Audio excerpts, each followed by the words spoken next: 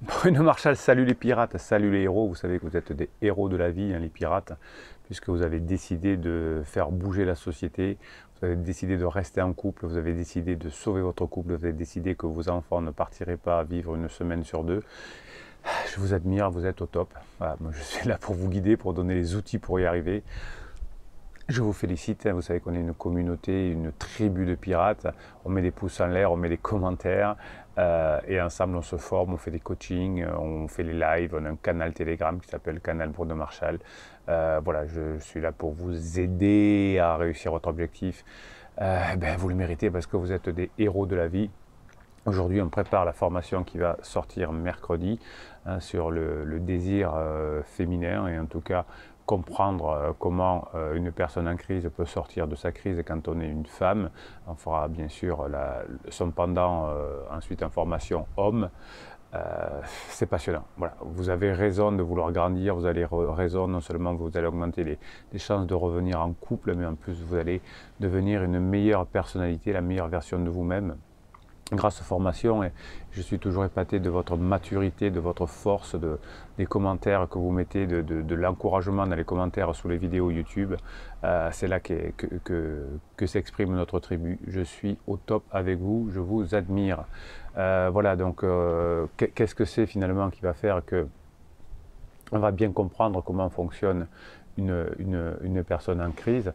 Et vous savez que pour une femme, très souvent, la plupart du temps, la dernière chose qui revient dans le couple, c'est la sexualité. Et vous, messieurs, ça boite. Ben oui, vous savez, si c'est votre conjoint qui est en crise, eh bien vous savez véritablement qu'il peut avoir des rapports avec vous, même s'il a encore un pansement. Pour une femme, c'est une petite différence que j'observe depuis mes coachings depuis 1999.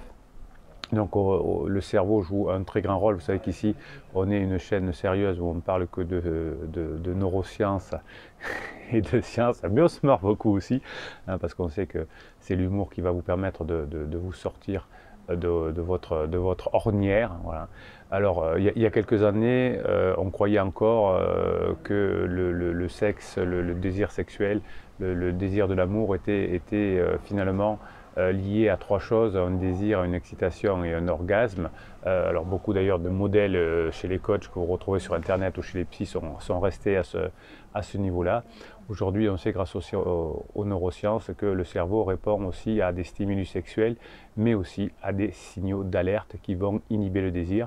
Et si vous avez votre épouse qui est en crise, c'est-à-dire qui ne se sent pas bien dans sa vie et qui croit que ça vient du couple, et bien souvent il y a un système d'inhibition du désir. Vous savez que la plupart du temps, quand on est ensemble depuis plusieurs années, voire depuis plusieurs années, on va le dire, et que tout d'un coup une personne vous dit je t'aime plus, je ne reviendrai pas, c'est que c'est simplement une crise existentielle. Aujourd'hui, on le sait très bien, on le comprend très bien. Évidemment, à la fin de la lune de miel, on peut juste se rendre compte, donc la phase 1 du couple, que lorsque la partie du discernement revient, on se dit non, c'est pas cet homme ou cette femme qui me veut ou qu'il me faut, donc là je mets fin à la relation. Alors il y a toujours capacité de se retrouver si on montre qu'on a changé notamment, et là vous avez des coachs qui sont spécialisés sur ce micro-créneau avec les silences radio, les lettres magiques ou les fuis-moi je te suis.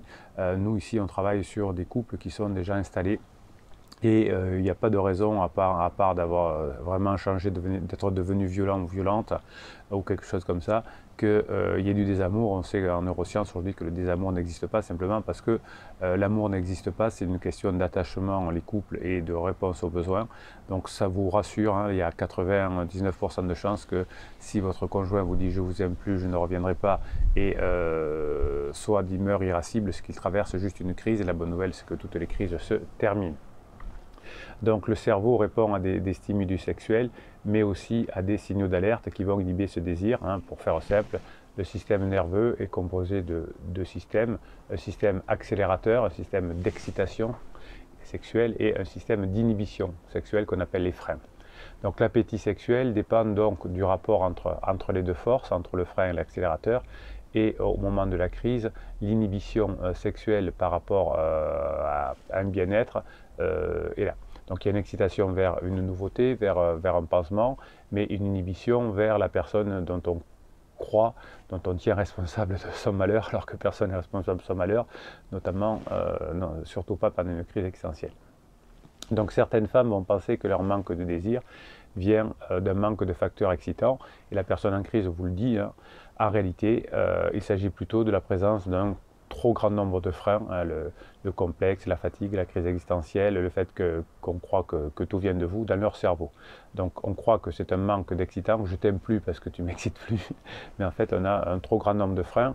Et ce que l'on va voir dans la formation qui sort mercredi, c'est comment diminuer les freins. Alors on est une chaîne sérieuse, on sait qu'il faut du temps pour la crise existentielle, on est documenté précisément sur la crise existentielle. Ça ne peut pas se faire en 3 semaines et ça ne peut pas se faire avec une lettre magique.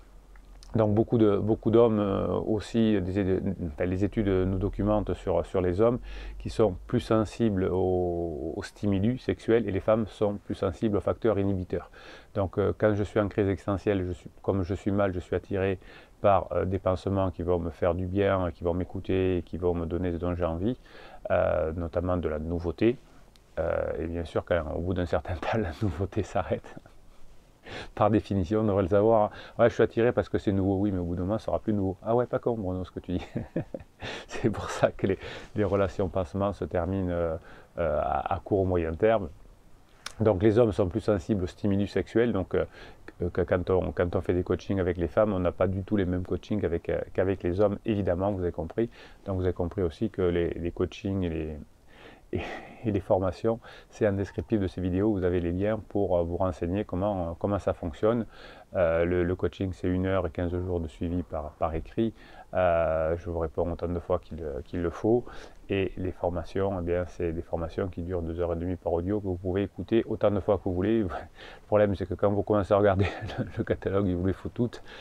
Et c'est normal parce que, en tant que capitaine pirate, je sais dont vous avez besoin, puisque ça fait 20 ans que je vous suis, que je vous connais, que je vous admire, que je vous kiffe, parce que vous êtes des héros de la vie. Donc la sexualité pendant la crise n'est pas innée, hein. Votre personne en crise, votre femme en crise, votre homme en crise va associer durant les différentes expériences des éléments contextuels à l'excitation ou à l'inhibition sexuelle. Et pendant la crise existentielle, on pense que le problème vient du couple, et donc on a une inhibition sexuelle vis-à-vis du couple.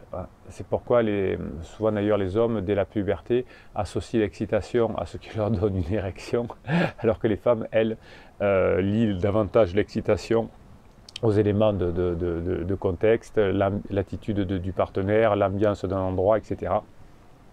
Et ça, c'est une réalité, c'est ce qu'il va falloir travailler pendant que votre conjoint est en crise. Il va falloir travailler le contexte et l'attitude. Les hommes et les femmes ne sont pas radicalement différents quand ils découvrent leur sexualité, mais au moment de la crise existentielle, effectivement, on note de grosses différences, et on verra dans la formation qu'effectivement, il y a plusieurs choses que l'on a besoin dans la sexualité, et dès que la sexualité est revenue, eh bien, le couple repart dans la zone 4, mais il faut être patient, il faut créer tout le contexte, il faut créer tout ce badinage, il faut créer tout cet humour, il faut créer toute cette sexualisation. Ça prend un moment, mais c'est pas très grave, puisqu'il faut attendre de toute façon que la crise passe, et pendant ce temps, nous les pirates, ben, on est plus malins que les autres, parce qu'on profite de ce temps pour devenir la meilleure personnalité que l'on est. Et quand arrive le point d'inflexion, que pansement n'est plus nouveau, que l'on en a marre de se faire traiter de pigeon par tout le monde, de se faire prendre par un pigeon par tout le monde, eh bien la personne se rappelle que vous passez des bons moments ensemble, que vous échangez, et là on revient ensemble, jackpot, bingo, pirate réunis. Vous allez rejoindre les 1000 ou 2000, je ne sais pas, jamais compté, couples qui sont revenus ensemble avec la méthode. Et même de toute façon, sans la méthode, vous auriez des chances de revenir, mais ce serait effectivement plus dur. Je vois que les pirates me disent, je regarde autour de moi, il y a des divorces, et je comprends maintenant que je connais la méthode, parce qu'il y a beaucoup de divorces, parce que celui qui n'est pas en crise commet beaucoup d'interdits. Ouais, vous avez des formations qui vous apprennent à ne pas le faire. Voilà, alors c'est dommage de se séparer alors qu'on en a encore de l'attachement l'un à l'autre, et que l'on va se séparer juste parce que l'un est en crise existentielle, alors que tout le monde traverse des crises existentielles, et c'est dommage que les enfants payent la facture.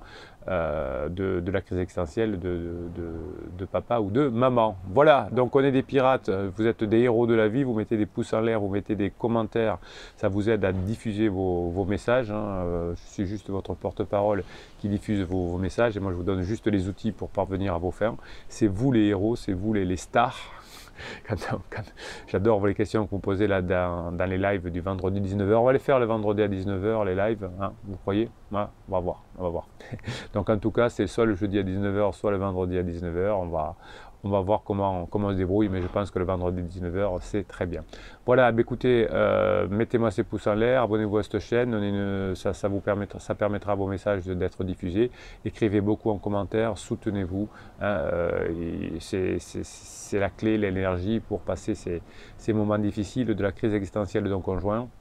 Et puis moi, mon humble rôle, c'est de vous donner les formations et les coachings pour vous donner ces coups de bout, cet accompagnement. Et bien sûr, quand on va y arriver, Bruno Marchal, il vous dit à très bientôt.